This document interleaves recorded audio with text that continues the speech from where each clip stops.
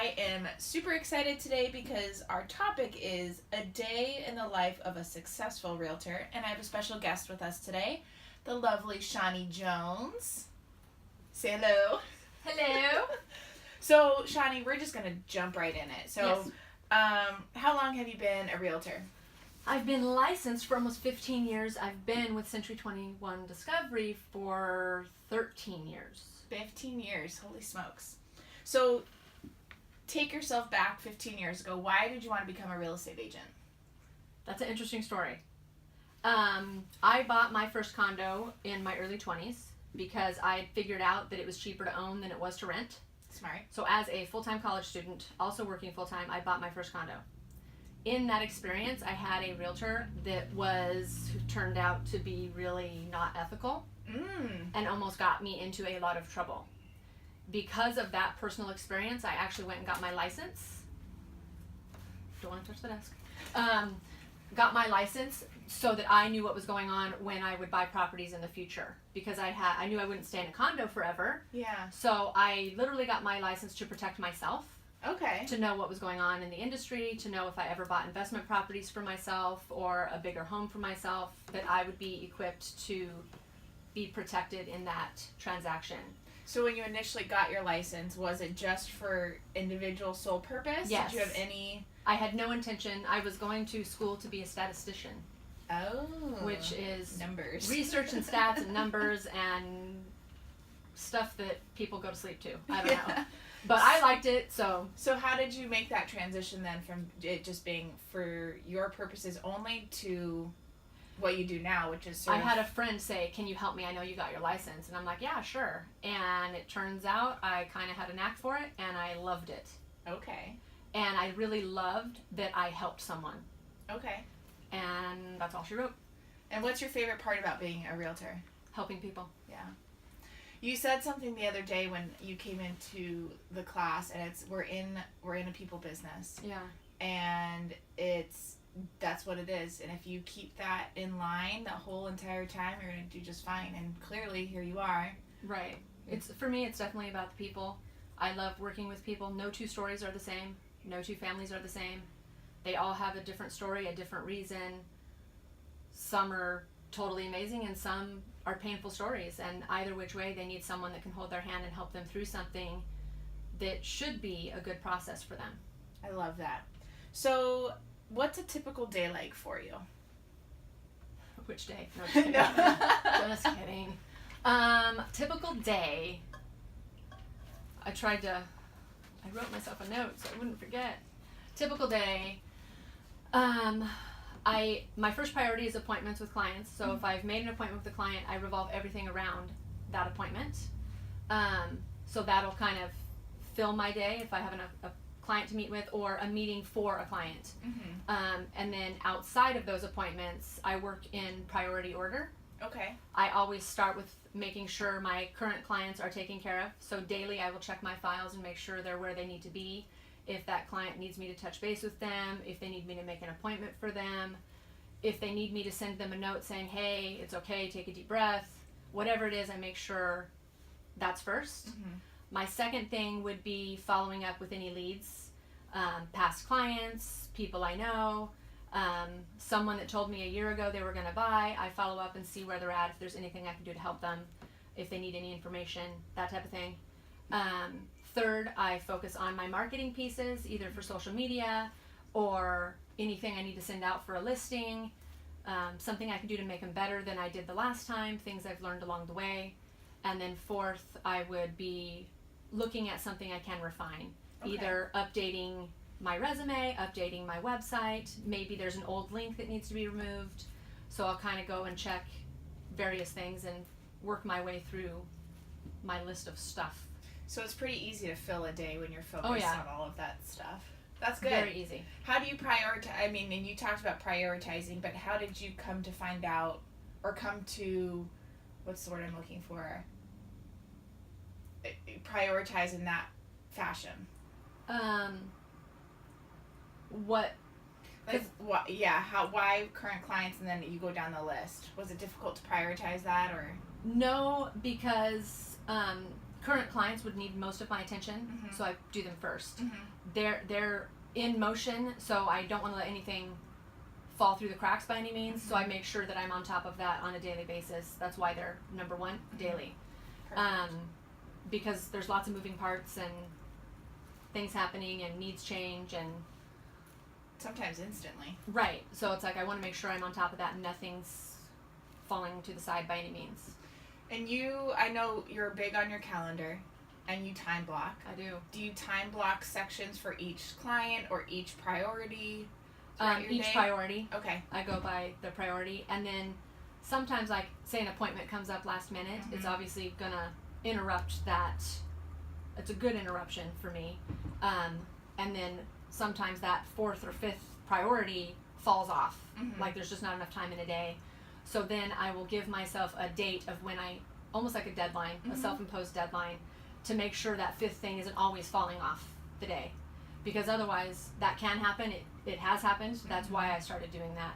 Give myself like a self-imposed deadline. That way it doesn't just always fall off. Definitely. So how do you stay on schedule with everything? I used to call myself a professional juggler. Okay. I am really good at it. Yes, you are. And I still do sometimes. Just I don't know. That's a trick question. Calendar. My calendar, time blocking. Even though like all my files are digital, you know, we're in the digital world, everything's digital. My clients have access to stuff 100% of the time. Because of that, I still keep physical files. Okay. Because for me, out of sight is kind of out of mind. And I've learned that that's a trick that helps me stay on target. So I have physical files, and I have them sitting in my bag that I carry with me like everywhere I go, or my travel file box, I don't know what you'd call it, but and I keep them in priority order, and sometimes from day to day it'll change. Yeah. Like I know I've helped this client, so now they can go in like the fourth spot or whatever, so I kind of move them around, but seeing them physically helps me. It triggers me to be like, oh yeah, I have to call them. Oh, I like that. And that was just a trick I learned. I had everything digital, but then I like wouldn't look at my notes on my phone. Well, that didn't really help me. No, it didn't. Like, yeah, the note was there, but if you don't look at the note, like, what was the point? who cares? Yeah. So I learned, for me, seeing the physical file helped me take action. I also use a physical calendar, even though whatever, and I write it down, partly because, you know, the out of sight, out of mind, but two, it's a great satisfaction to scratch off a task. So you're not type A, are you? Oh, totally. Oh, my Lord. So then just be able to do that just helps me I love that. be happy. So what tips do you have? This is a podcast dedicated to people either looking into a real estate career or building their real estate career. What tips do you have for agents that are just starting out in this business? The first thing I would always say is stay positive. Attitude is everything. If you're not positive, you're not going to lead your clients through a positive experience. It's just in my opinion, I think it would be impossible to do. You can't lead people to a place you haven't been. Yeah. Ever. My second thing would be always learn. There's always something to learn. There's always something to refine, and there's always something you don't know. And you don't want to find that out the hard way because it would be embarrassing. Yeah, it totally would. Then implement what you've learned, because you could have information thrown at you all day, but if you never do anything with it, you just wasted a day. And the last thing I would say is follow through, follow up. I love that. Because for me, that's what's made, those are the things I've implemented that I feel like are the basis of how I function. Well, and the funny thing is, those things, you know, you say them out loud, they sound very simple, but it's hard to master those for a lot of people. Right. And once you kind of figure out that there really is no key to success, there's no secret sauce, there's nothing, Right. It's really just the basics and the follow-up and the follow-through and staying positive and these simple things that sometimes are the hardest to implement, but if you master those, you'll be good. And then keep doing them. Totally. Now, do you have any tips for seasoned agents? Stay positive. I love that. That's definitely true. And then I would say continue to adapt. Ooh.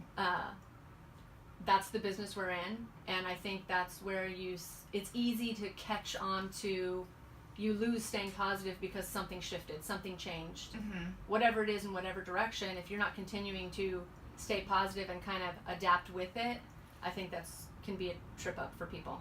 Definitely. For anybody.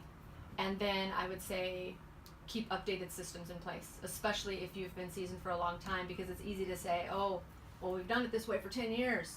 Well, yeah, but it changed like every day for the last 5 years. Yeah.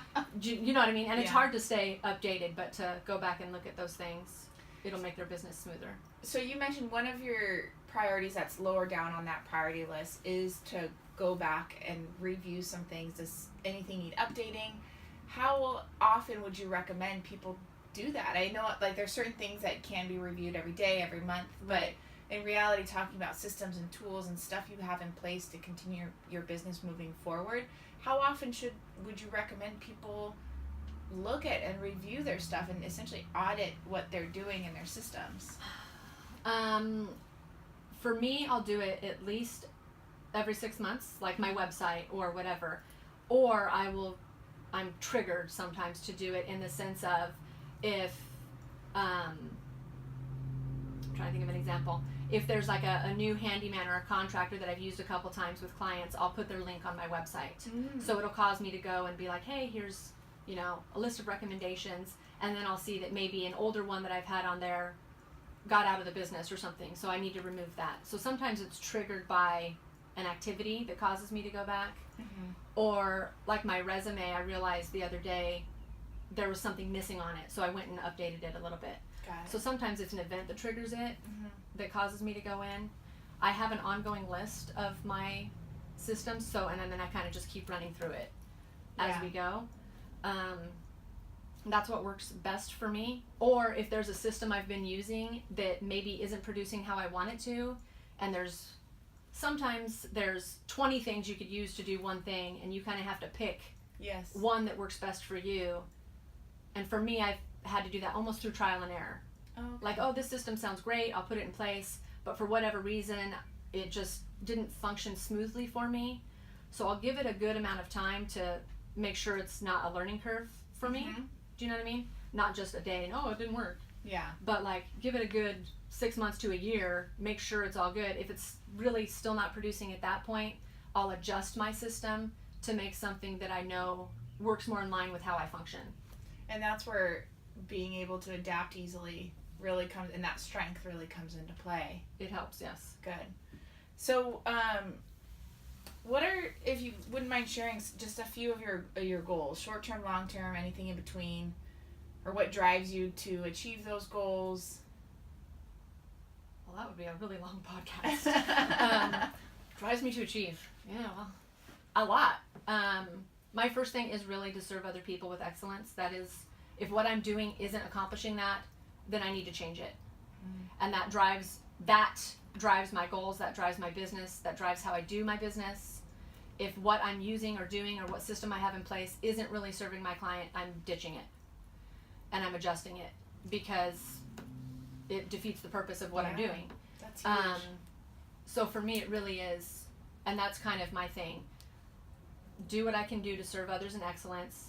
Be about the solution, because that's what they need. They need solutions that they're not finding on their own, or they need a better solution than what they think they found, to be that resource for them. Give them an experience that makes it better than what they thought it could be. It's really customer service based. Definitely. And then really what drives me behind the scenes is my family. That's what it does for a lot of people. It's special. Yeah, don't make me cry on a podcast. That's just messed up. No, but I think, you are the perfect example of somebody who keeps that customer service at the center of every single, not just transaction, but dealing with clients, consumers, coworkers, anything. You can always tell providing that exceptional, just like that extra oomph that you bring to the table is truly what sets you apart. Thank you. So, you're welcome. That's definitely my goal, for sure. Good. Well, so far so good. Right?